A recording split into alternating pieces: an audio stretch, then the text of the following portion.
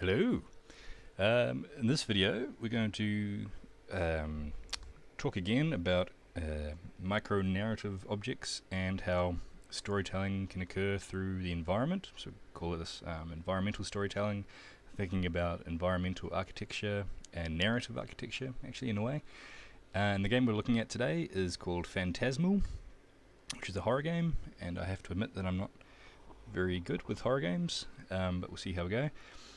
Paying particular attention to objects in the level design. So the thing with this game is that it's a roguelike first-person shooter-ish. So I think some of the levels are sort of randomized, so keep that in mind in terms of how story tidbits are given to the player as they work through this mystery.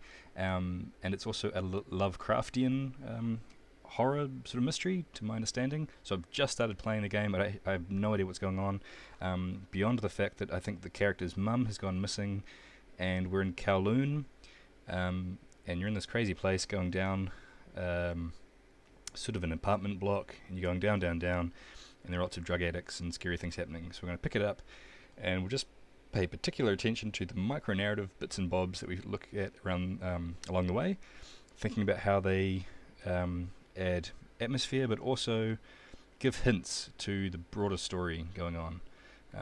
So here we go.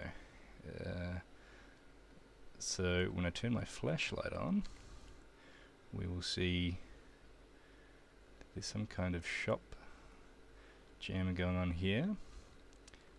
If I crouch, I can collect these little coins, which I think can help me out later on.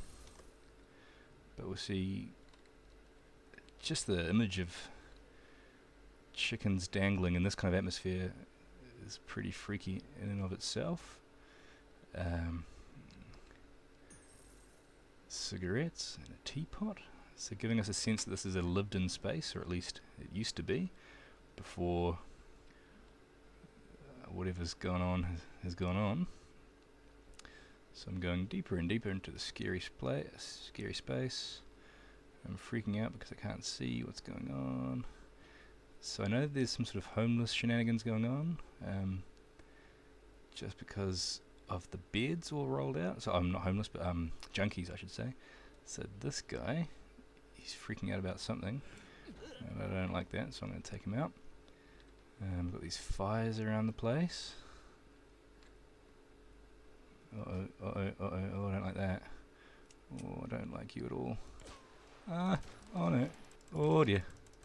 Oh, what's going on? Oh, that was scary. Oh no.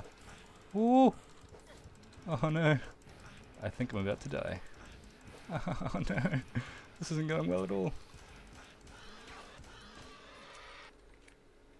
Oh, I don't know who you are. Oh,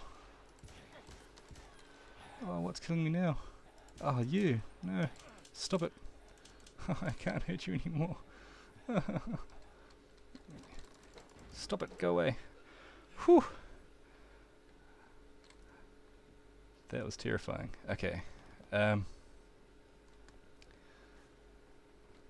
to the micro-narrative things, huh?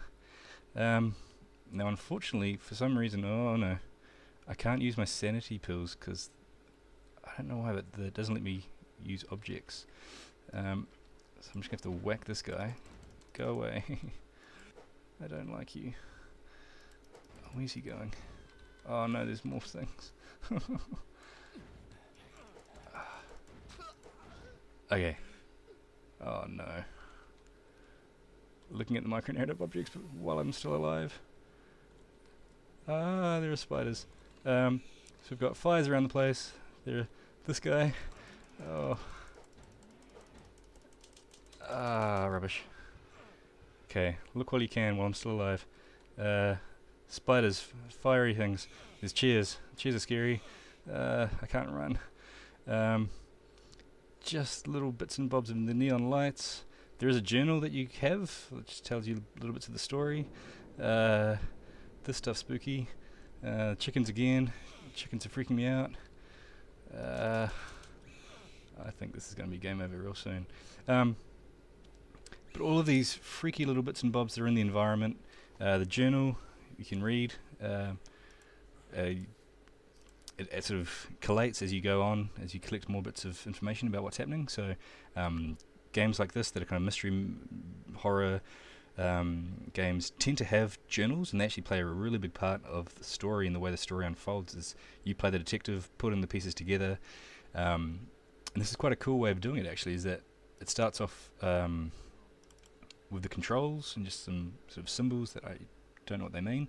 But you got some Lovecraftian sort of things going on in that top right corner. So it starts off a little bit about who you are, and then it gives you story details. So that's really cool. So journals, including photos, audio logs, or even video logs, are really cool little micronarrative objects to include in your game. So I'll keep on going until I die, which I think is going to be really soon. But actually I have no idea where I am.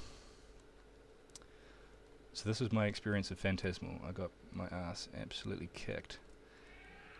Oh, that's horrible. I really don't like that noise. Well, I'm dead. So hopefully we got a chance to see some micronarrative objects in the level design. Actually, this is probably better. So this is the way the game starts. So I'm back at the beginning. So the first little snippet of the world that we see. This is where we see our journal for the first time, which is cool. There's fruit on the table. So we've got apples, which suggests that actually whatever's happened didn't happen that long ago. There's a gun, which is just kind of useful to have. There are books. I don't know if we can read the titles of the books.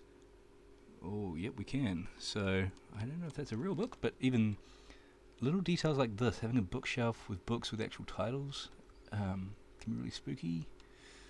We've got lots of rubbish bins. And a guy who sells us stuff. I don't think my money carried over. Oh, that's too bad. A bike in the corner.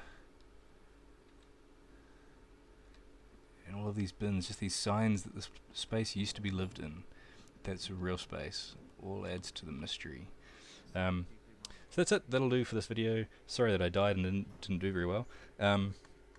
Just to note the importance of all of the little details, all of the little things that you see in the environment, and they doesn't have to be much, but including sort of blood on the walls, or mattresses on the ground, broken glass, emergency signs or flashing lights, and journal things, scrapbooks, pieces of paper that you can pick up or read if you get close enough. All of these things add to the depth of the world that you're living in, but especially in a game like this, which doesn't give you much story at all to begin with.